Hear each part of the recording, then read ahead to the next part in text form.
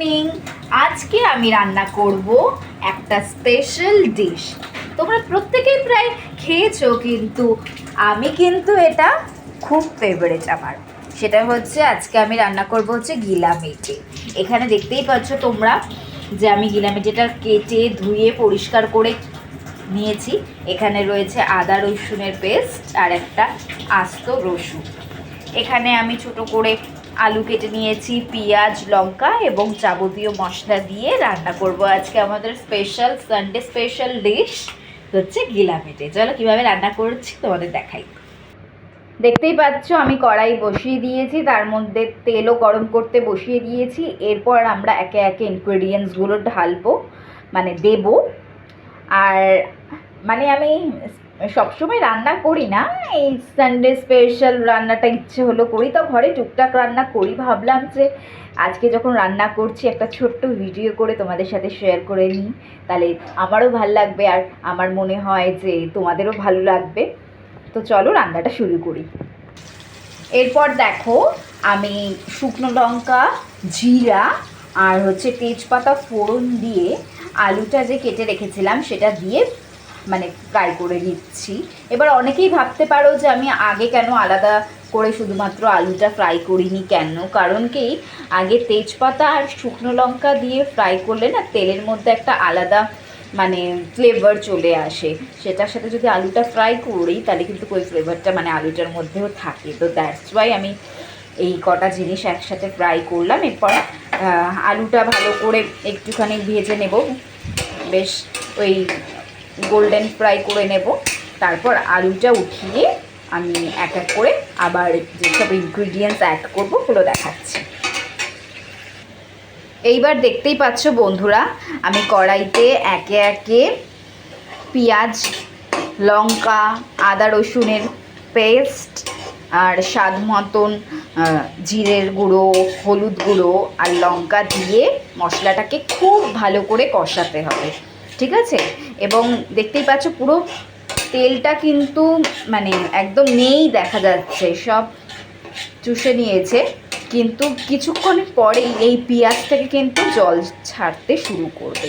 আর অনেকেই প্রশ্ন করতে পারো যে এতটা পেঁয়াজ কেন, এতটা পরিমাণে পেঁয়াজ আমি দিয়েছি কেন? পেঁয়াজের না একটা আলাদাই ফ্লেভার আছে, সেটা তো তোমরা সকলেই জানো। আর এই গিলামেটে রান্না করতে গেলে পেঁয়াজটা যদি একটু বেশি পরিমাণে দেওয়া হয় না, তাহলে ফ্লেভারটা খুব ভালো আসে আর খুব ভালো লাগে, স্বাদ হয় খেতে।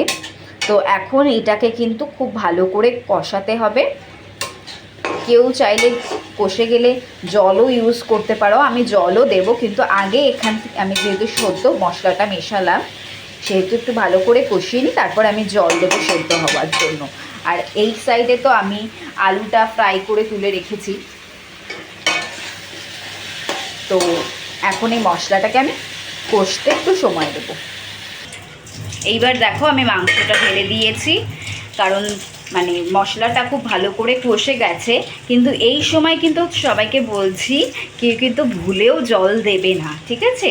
কারণ এটা কষে গেলে এর ভিতর থেকেই কিন্তু একটা আলাদা জল বেরোবে, সেটাতেই কিন্তু এই পুরো জিনিসটা রান্নাটা সেদ্ধ হয়ে যাবে। তারপরে যদি প্রয়োজন হয় একটু জল ঢালতে পারো, কিন্তু এখন কিন্তু দরকার নেই।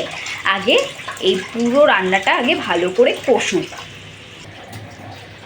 দেখতেই পাচ্ছ আমি ভালো করে নাড়াচাড়া করে মিক্স করে কিন্তু একটু গ্যাসটা লো ফ্লেম বা মিডিয়াম ফ্লেমে দিয়ে জিনিসটাকে কষার জন্য সময় দিতে হবে এবং আমরা ঢাকা দিয়ে রাখবো। ঢাকা দিয়ে সেদ্ধ হয়ে গেলে আমরা আবার ফিরে আসছি। এরপর বন্ধুরা আমি এখানে টমেটো সস আর লঙ্কার গুঁড়ো পরিমাণ মতন দিয়েছি। আর ঝালের জন্য নয়, কারণ কাঁচা লঙ্কা তো দেওয়াই হয়েছে, লঙ্কার গুঁড়োটা দিলাম কালারের জন্য। তো দেখতেই পাচ্ছ খুব সুন্দর একটা ব্রাউনি কালার চলে এসছে, কিন্তু এটাকে আরও কিন্তু কষাতে হবে এবং একটু পর পর এটাকে কিন্তু খুন্তি দিয়ে নাড়িয়ে নাড়িয়ে মানে যদি নিচে মানে কড়াইতে লেগে না যায় সেই দিকটা কিন্তু খেয়াল রাখতে হবে এবং ভালো করে একটুখানি কিন্তু মিক্স করতে হবে এবং খুব ভালো করে কষাতে হবে। দেখতেই পাচ্ছ যে জল ছাড়তে কিন্তু শুরু করে দিয়েছে। তো এই জলটাতেই কিন্তু মাংসটা আসলে সেদ্ধ হবে। কেউ যদি মাখা মাখা খেতে চাও তো এরকমই রাখতে পারো, এই জলটাই ইউজ করতে পারো। আর যদি কেউ একটু ঝোল করতে চাও, গ্রেভি, তো তারপরে কিন্তু জল অ্যাড করতে পারো, কিন্তু এখন নয়, একদম মাংসটা কষানো হয়ে গেলে তারপর জল অ্যাড করতে হবে। আমরা একেবারে রান্নার শেষ পর্যায়ে এসে চলে এসেছি।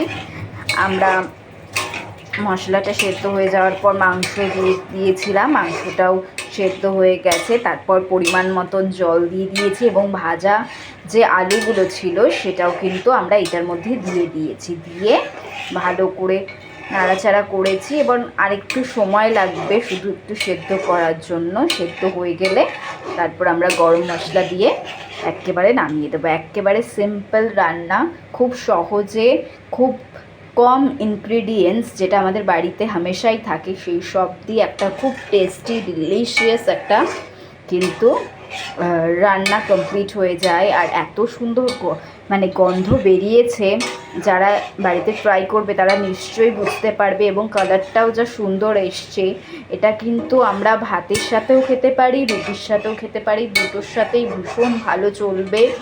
এবং গরম গরম সাদা ভাতের সাথে আমি খাবো এটা। আমার এটা ওয়ান অফ দ্য ফেভারিট খাবার। আমি গিলামেটে খেতে খুবই ভালোবাসি। আমার মতন আর কে কে গিলামেটে খেতে ভালোবাসো এবং কে কে এই রেসিপিটা বাড়িতে ট্রাই করলে অবশ্যই কিন্তু আমাকে কমেন্টে জানিও। এবার আমি রান্নার উপরে গরম মশলা ছিটিয়ে দিলাম। গরম মশলা দিয়ে আর কেউ রান্নাটা মানে ঢাকা দেবে না, জাস্ট হালকা একটু নাড়াচাড়া করে কিন্তু গ্যাসের ফ্লেমটা বন্ধ করে দেবে একেবারে। আমাদের কিন্তু খুব সহজে, খুব কম ইনগ্রিডিয়েন্টস দিয়ে চট জলদি বাড়িতে কিন্তু এই গিলামেটে রেডি হয়ে গেল। আর দেরি করো না, সবাই তাড়াতাড়ি বাড়িতে এটা ট্রাই করো আর আমাকে অবশ্যই জানিও। আর আমার চ্যানেলটা প্লিজ সাবস্ক্রাইব করো, লাইক করো, কমেন্ট করো, কারণ তোমাদের সকলের ভালোবাসা আর সাপোর্ট কিন্তু আমার ভীষণ জরুরি।